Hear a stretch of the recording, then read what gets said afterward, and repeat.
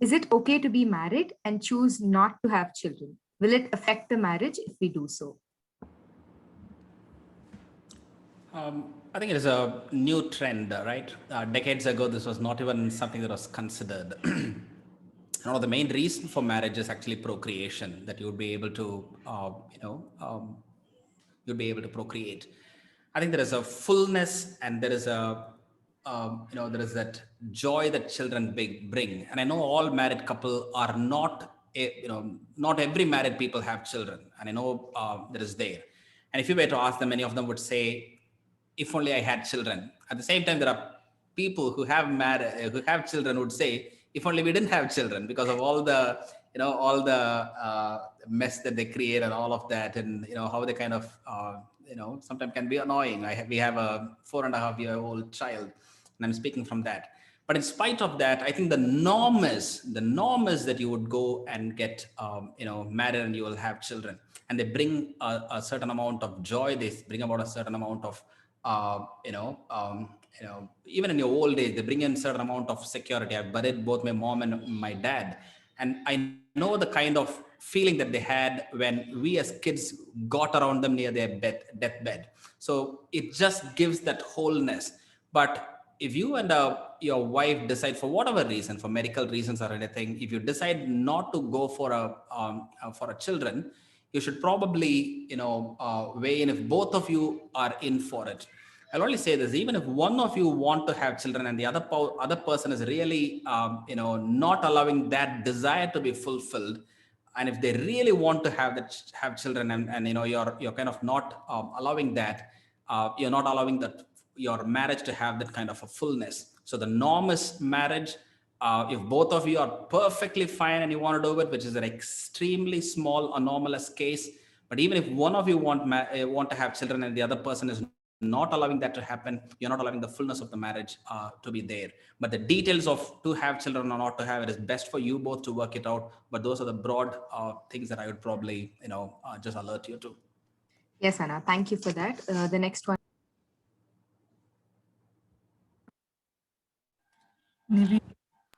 Is sex? Yeah, is sex before marriage legal or correct? Right. Is sex before marriage legal or correct? I almost knew this question would come. So I had one slide prepared for this. So if you could just allow me to share this, I want to bring this up, right? Here are 10 things for you to consider about sex before marriage, right? I'm just alerting you to this. Number one, when you have sex, it masks problems. It's possible that you and your partner are having a major challenge, and what you end up doing is, okay, you get into the bed and you probably indulge physically, and then you stop thinking about the problems. So you don't get a real good sense of the other person. Every time you have a problem, you realize that there is great sex waiting. And so what you do is you don't talk about the problem, and you kind of keep masking it. After one point in time, the physical attraction fades away and the problem just becomes big. And if you do all of this before marriage, and you don't really sort out the differences before marriage, but you're kind of masking it all with sex, then the problem happens in marriage and you do not know how to sort it, because the attraction that you had before marriage is no longer there that much after years of marriage, and you just do not know how to handle marriage. Reason number one. Reason number two, it prevents you from gauging love. Think about it. A man comes to you and says, hey, I love you. Can we have sex? And if you were to go and reply and says, that's a great idea, but why don't we get married before that? And if the guy turns back and says, oh, wait, now that's a whole lot of commitment. I need to think about it. I really do not know if I'm ready for it. If either a girl or a guy says that they don't want to get into a commitment, you can gauge your love. You will agree that, you can't have sex with a person who does not love. Even if you dispute with me and say you can't have sex with a person with whom you're not married, I think all of us will at least agree to this, that you can't have sex with a person whom you don't love. What is the ultimate test of a love? Commitment. And is it there before marriage? No. Guy gets what he wants. There is actually a person who said that, so many men ask sex as a proof of love. So many women have given sex in hopes of love. Both of them are disappointed. So many men have asked sex as a proof of love. So many women have given sex in hopes of love, and both of them are disappointed. So if you really want to have sex with the person whom you love, the ultimate test of that love is commitment, and that is not there before marriage. Point number two. Number three, sex connects us. Biologically, we produce a hormone called oxytocin. Oxytocin is like a it's like a duct tape. You get this tape, right? This masking tape. It kind of binds you to the person with whom you have sex regularly. And if you keep doing that before marriage, you're getting stronger and strongly connected to the person. And then imagine your relationship doesn't work out. It is about having put this duct tape onto something and then to peel it off and then to go and put it onto something. You do it for a few times, this duct tape is of no use. That is what happens in the oxytocin. It's supposed to be a binding agent, but then you keep doing it with different people, and that's very common. It's no guarantee that before sex you kind of get married to the same person. So finally after marriage you go and have sex. It means nothing to you because your quota of the oxytocin, you've just spread it away everywhere. Another reason, it does increase your chance of pregnancy. In spite of all the contraceptives, in spite of all the preventions that you have, it is still a reality that you could actually become pregnant. Number one, or you can end up having STD, sexually transmitted diseases. Unhappy marriage, right? Most of these we kind of ape from the West. The West has these ideas of sex before marriage, during, after marriage, and all of that. And we think it's great, live in relationship. The West does it, why don't we follow? But what is their success ratio of marriage? Divorce rate is very high. And even those who are married, some socialists put it up somewhere around 20% are the ones who are happily sticking in their marriage in the West, primarily in America. Very high divorce rate of close to about 40-50% divorce rate. Only about 20%, even those who are married is happy, which means 2 in 10 people are happily married. And what is the process all these people went through? The average time in which they go to the bed is on the 3rd date night. I meet you first day, second day, third day, they both hit bed. And what do? Then they probably eventually get into a live-in relationship or eventually marry and then divorce or unhappy marriage. If that is what happened in the West, why follow that? It has proven to be the perfect recipe for a disastrous marriage. And we seem to be in a huge hurry to just follow that. Doesn't seem to make a lot of sense, right? Just rationally. What is gained too easily, we esteem too lightly. Imagine I abstained throughout and I went and got married and I retained my abstinence till my marriage night. And then I go and, enjoy it with my wife on the marriage night. I have really made a huge sacrifice, and my wife has also made that huge sacrifice. What are my chances of wanting to set that relationship right? Huge. Because I've made huge sacrifices all along. She has made huge sacrifices, kept away from all distractions, kept away from all temptations, and we kind of retained ourselves for the marriage. And ultimately, it's about longing, companionship, working it out. It's not going to come out easy. We have to work it out. What is my motivation to do it? If I just keep getting sex everywhere and I just want to get it, what is my chances of me wanting to work it out with her? What is gained too easily, we esteem too lightly. And the transfer of control from the woman to the man happens the moment you go for it. Particularly women. The moment you agree and you indulge, men, all that they want is probably that, and they've got it. And now you are pursuing a man. Ideally, it has to be the man who is really pursuing you and trying to win over you. Now you are really hoping, I've given it all that I can, and the man has really not given anything. You're just hoping now that man won't abandon you and go. The transfer of control from the woman to the man before marriage has actually happened. And physical attraction actually fades away. You talk about the hottest woman or a man, and I can tell you about the person who has been tired of spending and sleeping with that hottest man or woman. So if you think that I've got this person with whom I'm going to have perpetual novelty every day, every night, reality is no. Everybody's attraction after a point in time fades away, and you kind of indulge it all before night. What have you got to look for after marriage? And very critically, the first impression of sex sparks itself in your mind. Usually what happens when you have sex before marriage, it leaves a feeling of guilt. And if that is your first impression of sex, you're very likely to have a pathetic sex life throughout your life. True. This is not me speaking, this is science. It parks an impression. And then if you feel after sex a feeling of guilt. And if that is what you end up feeling in the first time, that is what is sparked in it. And throughout your life, if ultimately you thought pleasure is all there is, what you end up getting throughout your life is guilt followed by pleasure. I'm sorry, pleasure followed by guilt. So reasons why it is always good to abstain and wait for marriage night to really consummate your physically and not before that. Check out more like this from this guy called Rob Kowalski in YouTube. He's got more videos, very, very provocative, thought-provoking, rational reasons as to why some of these issues could actually be, to be really thought through more deeper than what we think. We actually think with like this: how can it be wrong when it feels so good? It feels good. What's wrong about it? I've just given you some 10 reasons for you to consider why to, hold on and not go ahead and consummate ahead of time. Thank you, Anna. Thank you so much for that. We'll move on to the next question. Based on how you phrased the live-in SOP, isn't that the same as dating? So is dating wrong as well? In dating, really the terms are all, so changed. Ideally dating is about getting to know the other person. Date is usually a evening and it doesn't get into the night. It shouldn't ideally. But some of those things are happening, and kind of, as I said, in America, in the third date, they actually, the average is, they get physical. So a live-in relationship, in a sense, it is not about you get to know a person, but then there is nothing that you have left for marriage.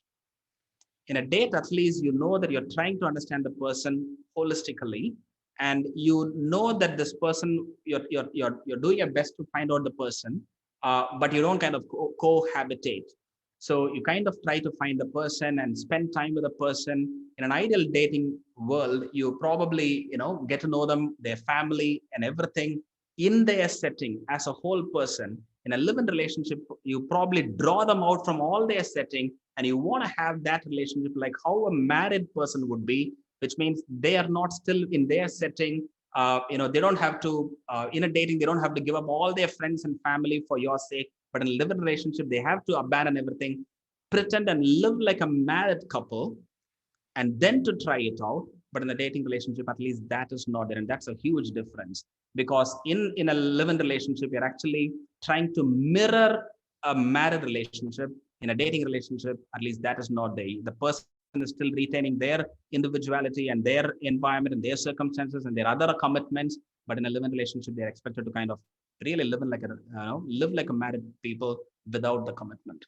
I think there's a fundamental difference in that. Yes, Anna. Thank you. The next question is here. What if the arranged marriage partner is toxic? How do we get out of that relationship? No, that is a very real question. That's a very painful question, a thorny question. Number one, choose your partner wisely. Try to understand the person. And I think in the previous session, I spoke about some of the things that you can look out for: their maturity, their responsibility, how they spend their time, how they spend their money, how they relate to people, how responsible are they in the society. And do they kind of look at the marriage as an opportunity to, bring about the best in each other, or to probably exploit the other? Watch out for people who are materialistic, who want a lot of your dowry and all of that. So walk into marriage, take your time, don't rush into it. Take your time, get people to weigh in, people, elders to alert you to some of the pitfalls. Take the decision slowly, consciously, with your eyes open, and then get into it. In spite of all the efforts that you take, there is still reality that some of the married partners are toxic. I think Lighthouse itself did a session on getting out of toxic relationship or handling relationship. I think if you could reach out to any of these people, they should be able to give you some of those recordings over there. This is what I would say.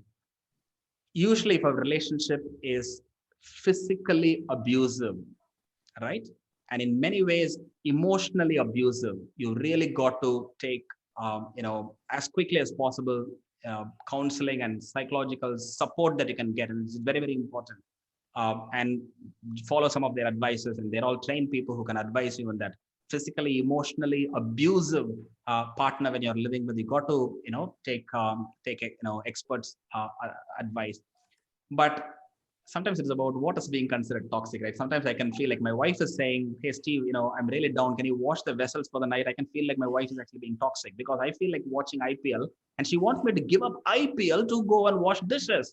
And I can find it to be a toxic one.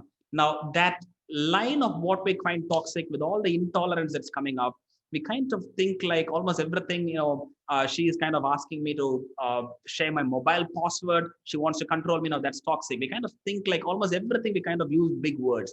So we got to understand, hey, this is a relationship in which we both are here together as one people. So unless and until you find that someone is physically, emotionally hurting, abusing you, I would be wary of using words like, wanting to see whom you're sending messages with, asking for your mobile passwords and all of that. I don't think that's really toxic. That's about a person who is concerned. I'll actually be more worried if someone just doesn't care for whom I relate to and whom I spend time with, if that's a person with it. So define your term toxic fairly realistically. And then if you really find it as being, if that person is being excessively controlled, doesn't allow your individuality to come out, wants to control you, and even go to the extent of abusing you, take support of people who are experts. Yes, Anna. Thank you for that. Next one. How do we know that this marriage with this person is going to work out or not? Nowadays, we see a lot of marriages failing. How do we face this? There is no real guarantee. Marriage is a leap ultimately of faith, right? That you trust the person and then you get into it. There is no formula. There is not like, okay, this person spends the money well, he spends time well, he is socially responsible. My mentors and people whom I trusted have given the green signal. My parents have supported it. Everybody whom I spoke to said, you got the best person. So our marriage is going to be a 100% success. No guarantee like that, right? In spite of all of that, the reality is this. There are two individuals. Right from our childhood, we brought out our nature, a personality given by nature, and we've been nurtured into a personality. We have personalities, we come together. Not just that, we have families which are coming together. And it's a relationship that has to be worked out. And it's going to take a lot of work. It's going to take a lot of hard work to bring that about. So there is nothing like, if I check these boxes and get married to a person, it's going to work out. No, it's about getting into the marriage with just one commitment from both sides, which is extremely critical, which is, I'm going to spend the rest of my life with you, come what may. I'm going to spend the rest of my life with you, come what may. And if you both have that commitment to each other, and I think a lot of differences, you'll be able to iron it out. And if you think that commitment is missing, even in one party, it's going to take a lot more difficulty to bring that about. So there's really no, recipe for a successful marriage, but commitment plays a huge role. A committed people who want to make their marriage successful, they have a very, very high chance of making their marriage work out, in spite of all the differences that life has thrown at them. Thank you, Anna. We have a very related question, but before that, friends, we've sent the feedback form in the chat. Please do take a few minutes off to fill that. It could be really helpful for us to reach out to you as well. Thank you. Okay. A friend of mine told me once that the reason why she prefers a live-in and not marriage is because her love is stronger than just some piece of paper joining them. So even when she has the choice to leave, she chooses to stay. Then how can we say that live-in is a lack of commitment? So my question to her would be, what is the difference then? If you choose to, even if I have a choice to leave, I still stay, then why don't you make it just formal? Which means you're saying that, I will try my best to, go as close as marriage with all the commitment and all of it, but I won't get married. So which means, what is really the hang up in marriage? I don't understand that. Is it about expense and huge lavish weddings, which I don't understand? Or is it about, I think it is a very traditional archaic thing? No, it isn't. Why marry and why bring people up? It is not to show off your wealth, and some people do that, and I'm not saying it doesn't happen at all, but why do we bring so many people and be carefully decide, oh, let me not miss my friend, my childhood teacher, and that person who means a lot to me? Why do we do that? In reality, ideally, it is about, hey, all of you come and witness me making this commitment to the person. So it is not just my commitment to your person with no witness around, but about I make my vow to my wife in the presence of all my relatives, people whom I know, and I'm saying, hey, in front of all of you publicly, I'm telling you, I'm making a commitment. One, watch out to your friend, this person who's raised this. You and I think that we have the strongest of willpower, noblest of intentions. And until we are shaken sufficiently by the world to realize that our willpower is very weak and our intentions, the best of the intention that we think it is noble, is actually quite depraved. So, in some sense, marriage is in front of people. You're saying, I close all options, I'm making this commitment, and I'm going to live authentically, counterculture to Gen AUI, and you're all witnesses to it. Even in a time like this, even in spite of all of that, people step out and they walk out and think about what are your chances without making any of those things made publicly. I won't have that kind of a faith in my own will and my nobility or my partners. If all that means it, I love you, you love me. It's a great feeling. It sounds great. You haven't been shaken by the world and your life sufficiently is all I would say. If you really think that you got all of that, my other question would be, what is your biggest hang up in not making the commitment public? Yes, Anna. Thank you. When there is no marriage in live-in relationships, how come there is divorce? I think this is related to that statistics that you had shared. Yeah, so live-in, what usually happens, as I said, 90% of even America gets into marriage doesn't mean that they've just gone into marriage. They go through live-in, and then so it's earlier it used to be engagement, marriage, children. That used to be dating, engagement, marriage. Now it is almost about dating, live-in relationship, if I like marriage. So it's a progression. So I'm talking about after live-in relationships, those relationships which got into marriage, there is a higher chance of it. So it's not about just splitting of live-in. I think that statistics will boggle your mind and mine. I I don't know what the statistics is. It's about live-in relationship which ended in marriage still have a higher double the size, double the number of divorce than those who did not even cohabitate before. Yeah. Yes, Anna. Next one. Marriage is not only between the two individuals, it is also where two different families are involved. So how do we handle them? It's tough. It is very tough, and I think there is a term called homogeny. That is what psychologists use, which is about look for people who have attitudes and values and purpose in life which are similar.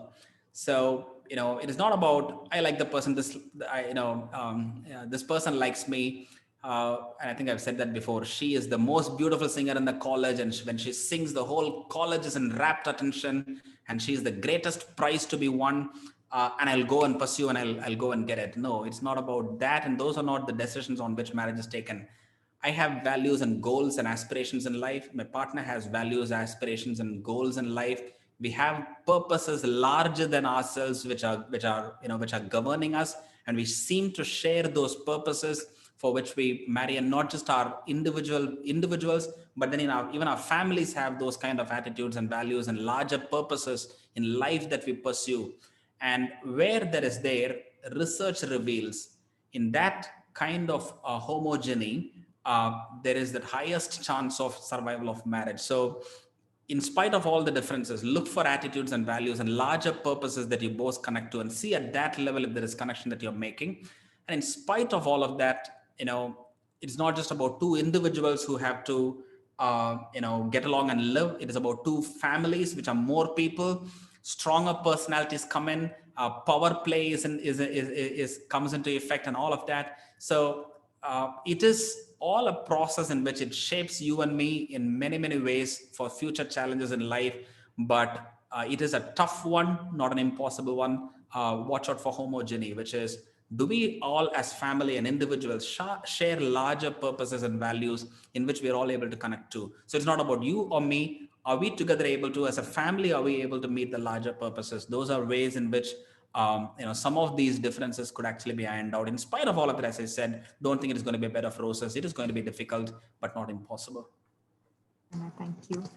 If marriage is a lifetime commitment, then why are there so many children abandoned? Because people don't take their commitment seriously. They abandon their commitment. They make all that commitment in the flutter of their heart, and then when life becomes difficult, they walk back on commitment. And I think it is increasingly accepted. It's even celebrated just having, if Hollywood were to make 100% sure flop movie, they need to talk about a marriage or make a movie of an unmarried man, unmarried woman, or a virgin man and a woman coming together in marriage and building a beautiful family, and then they leave a legacy. If Hollywood were to make a movie like that, I can guarantee it'll be a flop show. Nobody wants to go and see it, right? If Netflix were to do it, nobody wants to see it. So it's become like the trend of going and looking out with options open, no commitment, inauthenticity. Gen AUI is a reality that you and I face. And I think they kind of attack the commitment, keeping options open, and to live inauthentically. And that is why, in my view, I think a lot of marriages crumble and commitments are not taken seriously. Thank you for that. Here we go. If you are propagating a two-person marriage as the one that makes perfect children, then what about the children who had one violent parent in the couple or only a single parent?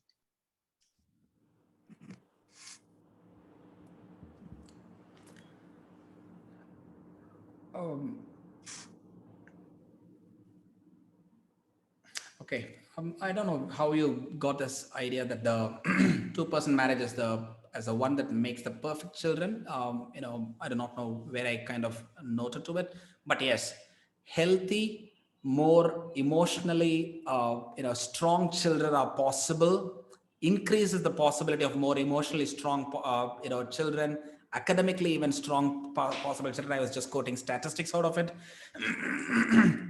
Not to say that there is a guarantee, right? Again, none of these are pure signs that I've checked this box, we've checked this box, so it means our children are guaranteed to be better. No, none of that. Yes, there are people who were children who were born in seemingly perfect homes, in a very emotionally, well-nurtured environment, who have still been derelicts, who have left abandoned the path, who have gone into, extremely strange ways. It is true, it is possible. But at the same time, there are kids who are born to individual parents, abusive parents, alcoholics fathers. They've been there and they've had their hearts to be so tender, so compassionate, extremely, good. There are those exceptions are there. But the norm is divorce rate is higher among kids who have seen their fathers and mothers divorce. Paul Tuff has a book called How Children Succeed, and it says about a suburb in Chicago, and talks about how some of the environment in which how the kids grow, and many of the kids, 80% of the kids in that suburb of Chicago, do not even know who their father is. Do not even know who their biological father is. And this person, Paul Tuff, through years and decades of research, has followed how these people who have lived in an absolute abusive environment without any kind of a security are thrust into absolute poverty, in every social injustice possible to be met out to them, been through them, and how difficult it is to get them out of the environment and get them connected into the normal society. He traces through that life and has written a book called How Children Succeed. You can check out on YouTube, Paul Tuff, How Children Succeed. You will see him giving some of those examples. Exceptions are there. Individual parents, abusive parents and still good kids, exception. Very, very good, nurturing, nice environment, brilliant environment. Kids have still gone away, exception. The norm is you're increasing the chances of having a better, more holistic child in a safer environment where the parents are together and nurturing them. You're increasing the chance to a much higher level, and you're reducing the chance of them becoming derelicts. Thank you, Anna. The next one is a long one. Your talk makes a lot of sense for a perspective where someone is running away from commitment. But I don't want to get married because I'm against the notion that I need a certificate and a government official to tell me that I am committed to my girlfriend. I am committed, I am surrendering all that I am, and I am going to do everything that a married person does. Then why should I hold to the traditions if the principles are all there? Also, a note, please don't say that things may change in the future. And so it's a fail-safe because commitment takes into account how feelings will waver, but a decision doesn't. I would say, and I think that's very similar to the question that was asked earlier. When if I can truly commitment, why do I have to get into marriage and all of it? Uh, my question to you is, what is your understanding of marriage? What for you is the essence of marriage? Is it the wedding ceremony that you don't you disagree with, or is it about the legal framework that you disagree with? My question to you would be, what is your big hang up about getting and making that commitment public? And as I already said earlier, it is not really about the function. It is not about the lavishness and the bigness of the marriage, or it's about how many people we get in, but it is really about making my commitment, public. I'll give you a simple one. when when people, when they are asked to take an assessment about themselves, right? If there is a statement at the beginning of it which says, you have all probably done this, right? You have taken a huge assessment of yourself, and finally towards the end it would say, all the statements that I've given above are true to the best of my knowledge, and I haven't made any forgery, I haven't done that. You kind of towards finally, after filling a huge assessment in many forms that they ask, and you finally in that one also you check and you put your signature saying all the statements above which I have furnished are true to the best of my knowledge. There was a simple research which was done to say, if this statement were to be the first in the form starts off by saying all the below statements that I'm going to fulfill are true to the best of my knowledge and they are accurate and I'm not trying to forge anyone. If I probably sign there and then if I take the form, the sincerity rate goes up by about 10%, it seems. No commitment to anybody, just to myself. I make that commitment and I read it. Chances go up by 10%. Right? Now, imagine if I were to do that in front of a public. It's just that socially we have found that man by himself, when I say man, I'm just talking about mankind, not just about the gender. Mankind in general have that huge confidence in themselves, and they only find out repeatedly that their confidence on themselves has in the tough weathers of life are not able to hold them, and they are finding out easy ways of stepping out. If really everyone's commitment were to be taken for as it is, I don't think we would have the judiciary. We don't need to have the armed forces. We don't have to have those laws and all of it, because hey, intentionally everybody has that commitment and they're all good people, which means they're all going to stick to what they say. If that were to be a reality, we'll all be living in a paradise of environment and not the kind of environment that we're going to be living in now. Don't for a moment get me wrong. I'm not saying so I can't trust you.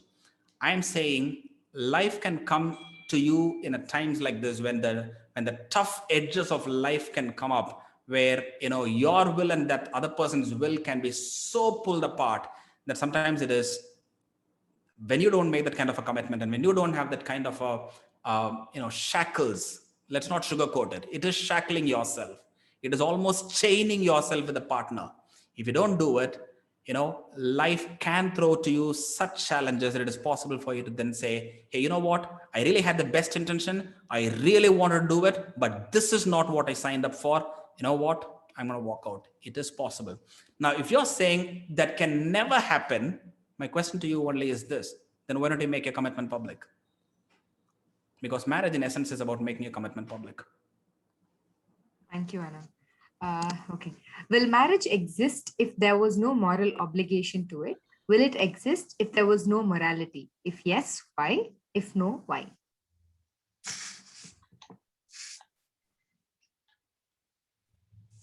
I think we are talking about if that we're talking about man is a moral being, right?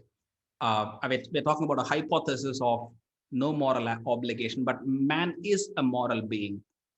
It is not because we read a book, or it is not because the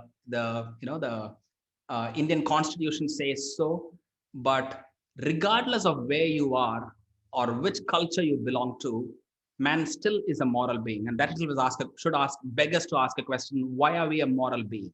So when we are saying if there is no moral obligation to it, will marriage exist? It is a it's about almost saying if there is no man and a woman, does marriage exist? Because if there is man and a woman, they have moral obligation. It is not extrinsically given by something, intrinsically we say it.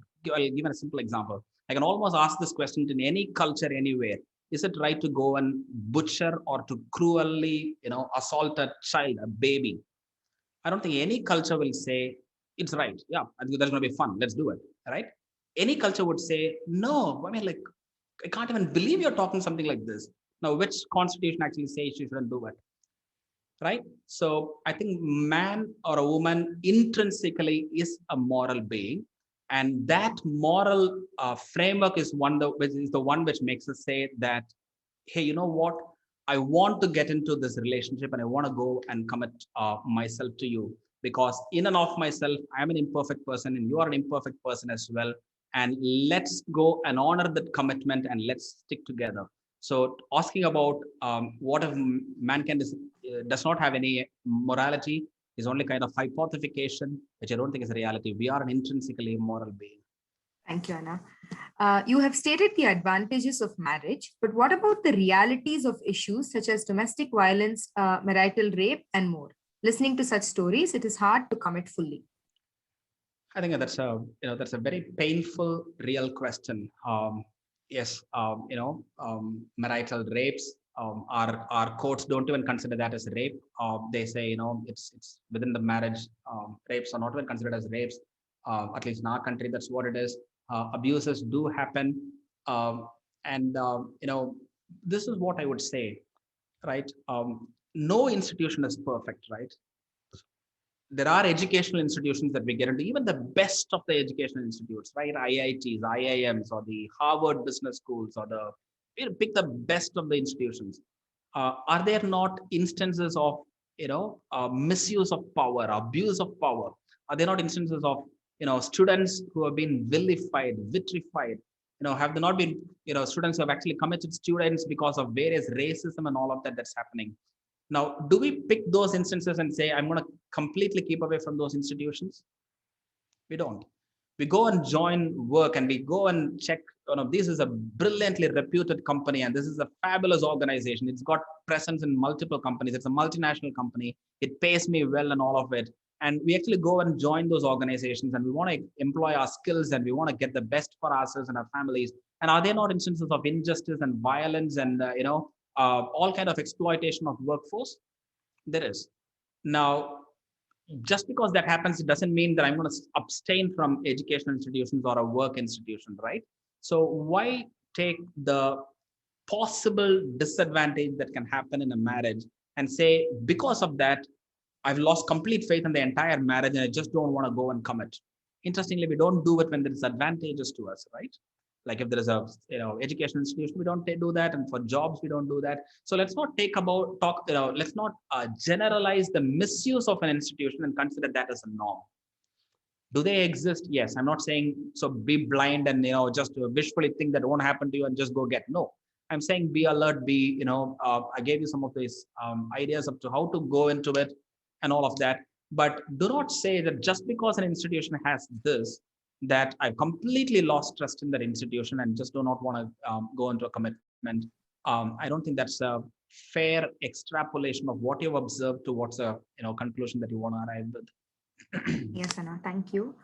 Feminists have argued that marriage is a patriarchal institution. Any comments? No comments. Well, not just feminists, and I think new age thinkers and the next gen, so many people have said that marriage is a patriarchal institution, where someone has to tell you and go into it. As I said, for me, marriage is just about you making your commitment public. If you were to look at it from that framework, then you may still come back and ask the question, why do I have to make a commitment public? And I've given you so many examples of that. I find it difficult to trust my own heart. I don't have that kind of a confidence in myself, and I don't have that kind of confidence on others. And as I said, we got those huge examples right in front of our lives of politicians, of business people, of neighbors, of even our own family members be unable to keep their commitments, even at times when they've made it public. And what are our chances if we don't? So, aspects of marriage, the way it is being run has connections to being patriarchal. Right, a woman has to give a dowry, and then the man is the head of the house, and he will not move his thumb to do any work, and he will just kind of do the work, and you have to be devoted to him, and because he is the breadwinner of the house, you got to surrender all your pride, and your family has to be at his feet. those expressions which unfortunately has happened in marriage is definitely patriarchal. But at the same time, if you get the idea of marriage is about two imperfect people coming together and wanting to sort out the differences and mature and grow and become wholer and holy, and then to be able to make that commitment work out. If you look at it from that aspect as what a marriage ideally is, I don't think that is patriarchal, and making that kind of a commitment public, I don't think is patriarchal as well. But yes, there are some symptoms which are there, which unfortunately are are patriarchal, and I would ask you to be alert and be aware of it. Don't fall for some of those kind of guys who are masquerading as committing, but you got to give me this, you got to take care of me and all of that. Watch out.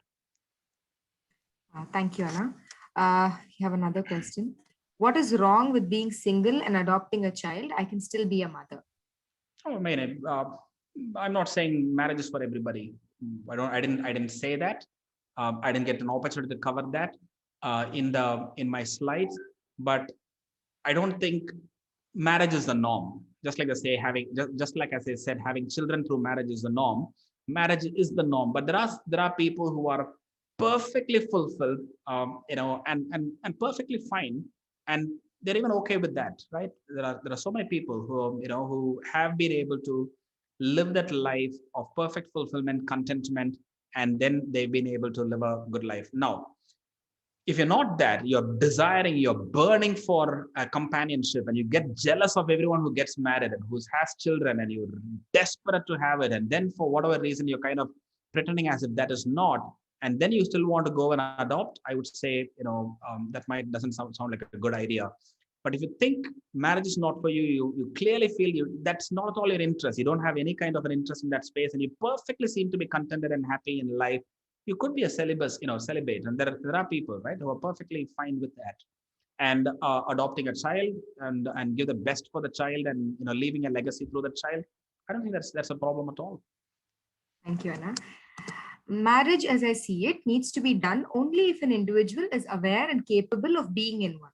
However, societal expectations leads to confused individuals who run into marriage, who ruin it. Individuals into marriage who ruin it. Can these circumstances be avoided? Yeah, I do not know if it's the same old statement, right? You can't stop a bird from flying over your head, but you can definitely stop it from coming and building a nest over you. Can we change society? Yes, it is possible. The next generation can step up, and there's a huge generational transformation can change, shape up, which can change the society. In the meantime, I can at least say this, that individuals like you and I can actually be more alert, and to ensure that the idea of marriage, we understand it from the right perspective. Can Netflix and Hollywood and Bollywood and everything can be changed? I'm still an optimist. It can happen, but at least individuals like you and I can be more alert to it, saying that extreme romanticism of marriage is not realistic, or to completely have a very negative, very pessimistic view of marriage is again not realistic. But to be more realist and understand, yes, this is about coming together with imperfect people and trying my best with commitment to work it out. And individually, we start building homes that are beautiful. I think that can be inspirational to others. And then probably if they come and ask you, how do you build it? You can talk about what struggles you went through, and how did you build it out together? And that can be an inspiration for others to start coming out.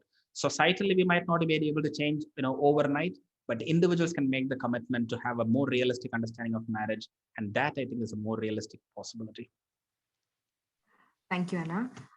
Is it right to bring children into this rotten world just for security during old age? I mean, bringing up children for security for the old age, I don't think that is the reason why you have children. That could probably happen. I know a lot of people, even during this COVID times, where they could not even have their children, comfort of children, though the children desperately wanted to be there, they couldn't be there because they were probably spread across miles away. So I'm not saying that is a purpose of having children, right? The purpose of having children, as I said, is norm, right? You probably want to pass a legacy to them. You want to make them to be responsible citizens of the world, and you want them to live life in a way that is right. That's your responsibility. And I don't even think as parents you got to expect them to really take care of you. I don't think that is the expectation with which you raise them up as well. but possibly that can end up becoming one of your fringe benefit as well, right? You might have towards your later days when you really want that kind of security and safety and the comfort and the love of having your family around you. That could also be there. So it's not just you and your wife. You got your children and your in-laws and your grandchildren.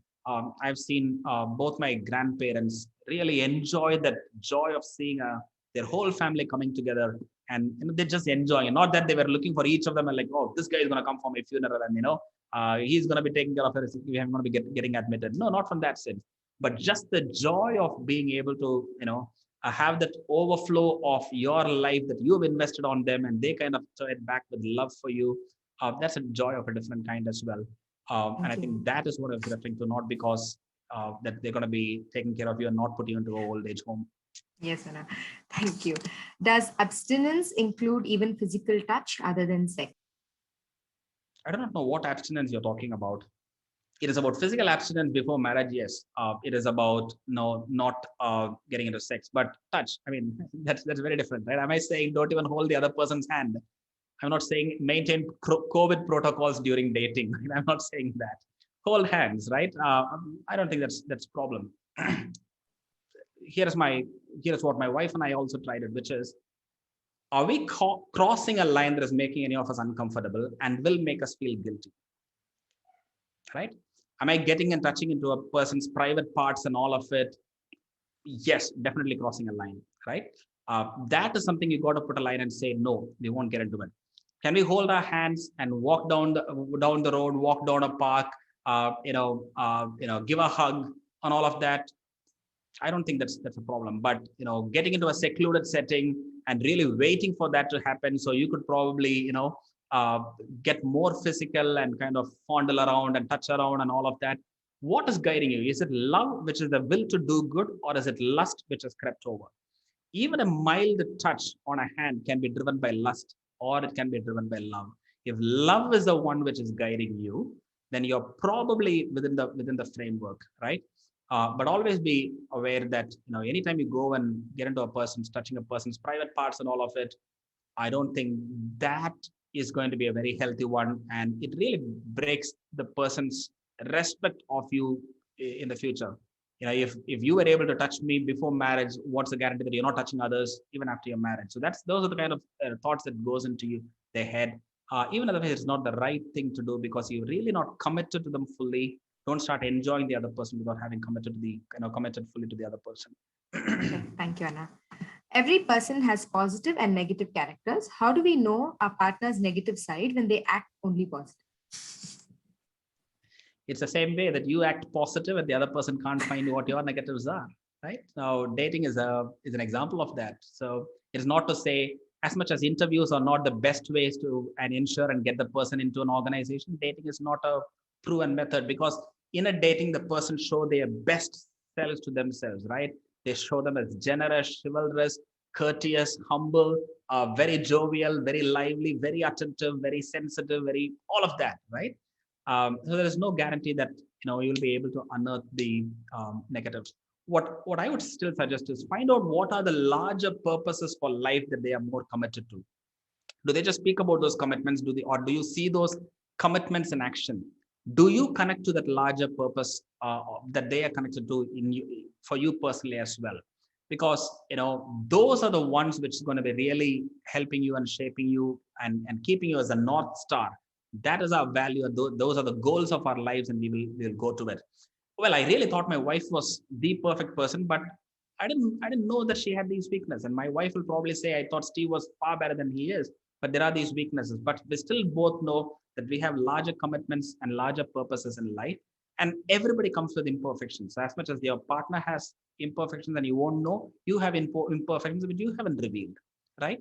And that is where your commitment to work out those differences come out. So it is not like you will know everything about the person and you will get into the relationship, but watch out for some big alarm bells it should ring.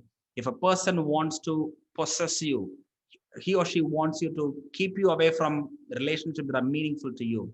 They really are showing out signs of toxicity. I think you have been through that session. They're showing all of that even during the dating time. Someone said that dating time, they will be at their most generous and their most gentlemanly or the ladylike behavior. And even in that time, if you see signs of aggression, signs of impatience, signs of getting frustrated with you and all of it, really watch out. Because if in their best behavior, if this is how they come out, you can expect 5 years down the line that behavior will take about 100 times worse. So if their best behavior is something that you can't put up with, these are alarm bells that should probably go on for you. But it's really not possible for you to perfectly get an assessment of this person and then go into it. It's still a leap of faith, and you'll have to kind of work it out. Thank you, Anna. We have the next one here. I am being forced into getting married. I don't like the guy they have chosen for me, but I don't have a voice at all. I have used studies and my career as an excuse so far, but staying at home, the pressure is just too much. I don't want marriage. How can I get my parents to understand? No, it's a it's a very tough question. It's unfortunate that you go through what you're going through. I really wish I had easy answers for you, but no, there are no very easy answers. It's a it's a tough place to be in. Uh, but you also got to think about more realistically and more practically as to why you are saying no to the to the particular person. Um, you know, I haven't you haven't put that up over there. Probably it's just about you just don't think like physically the person is just doesn't seem to be your type, or in terms of your compatibility is just not, or probably in your values you seem to be differing, or you kind of know something about the person and you just don't. I do not your question hasn't given some of those details to me. But whatever it is, I really think ideally it is a decision primarily of yours.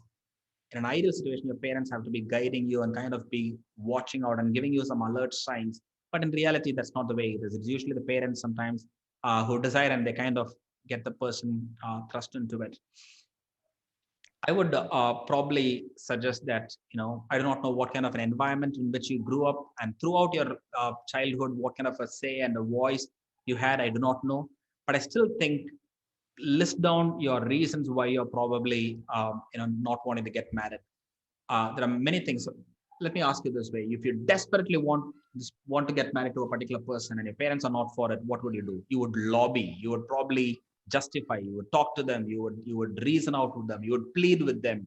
You would use all your style of influence, right? If you really wanted to get married to a person, and when your parents were not for it, the same thing you could try, right? Talk to people who probably can be mediators between parents and you, probably your father's brother or sister, or your mother's parents. I don't know, maybe there is some respected figure that they have who probably will seem to understand your logical, well thought through, real genuine reasons why you don't want to. Not because like I don't just want to, why I don't know, I just don't feel like, those seem to be frivolous reasons. But if you really have got genuine reasons and strong concerns, or at least best you can say, hey, I want to get to know the person more, and then you would probably want to go and say, hey, these are some of the reasons I really want to step back and wait. So think about what your real reasons are. Try to talk it out to the people. Try to lobby and influence your parents. Those are the best things that I can think of. But I do realize it is a difficult situation you are, and I really hope you get the strength and the energy to fight this out if you have genuine reasons why you are saying no for it. Thank you, Anna. Does God have a specific person for us, or is it purely our choice? If so, how do we know which person God has for us? I will answer it from the framework of God that I come here. I come from a Judeo-Christian perspective, and I believe that God has God involves in each decisions of my life, and God is longs to be brought into it, and it's not just I can just go independent of Him. So it is that understanding of a relational God, a personal God, a communicating God. That is the idea of God that I'm bringing in when I'm answering this question. And to that, I don't think there is, God as a matchmaker has said Steve has to get married to Rosie, and that person has to get married to this, and he's kind of got everything fixed out. I don't think that's true, because intrinsically, I believe that. Not intrinsically. I think my understanding of God is that God has allowed us to have choices, right?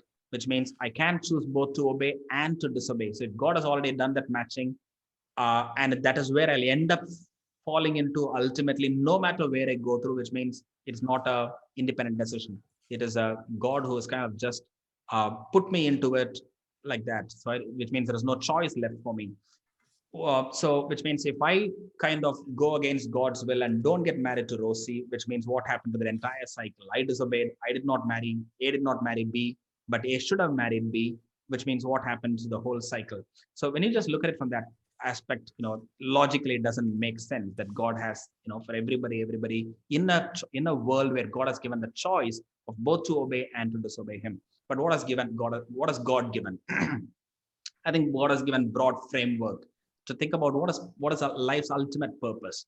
Do you share that with the purpose with the other person?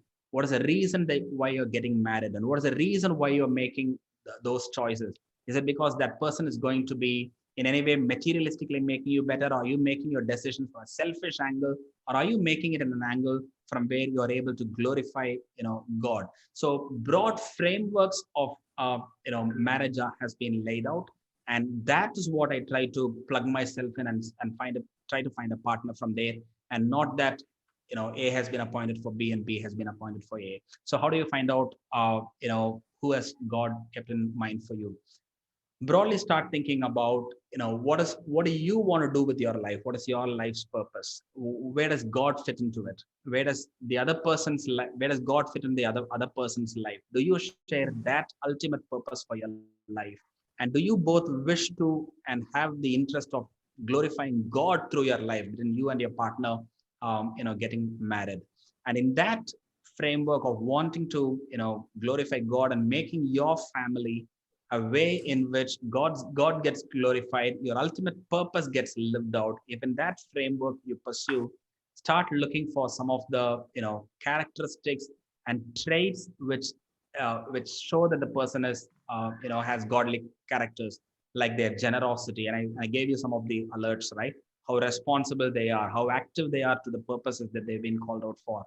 Those are broad traits that you look for. And then you probably also get the council of elders, people who really care for you as an individual. And in that framework, you're probably just a lot higher, the homogeneity I was talking about. That has a very high chance of you achieving that. And that's how you do it. And ultimately look for the peace of God in your heart, that you don't get into that marriage relationship with fear, but there is more of faith and the peace and the calmness that you experience, which again are revelations of God of what you want to go into. Thank you, Anna. Guys, please fill the feedback form. It's there in the chat. Thank you. I am the questioner of the question about the need of marriage.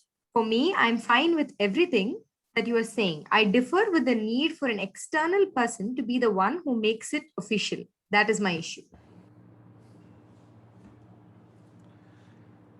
I don't understand what do you mean by the external person who makes it official. I think he means the person who's officiating the marriage, or the fact that the government has to come in.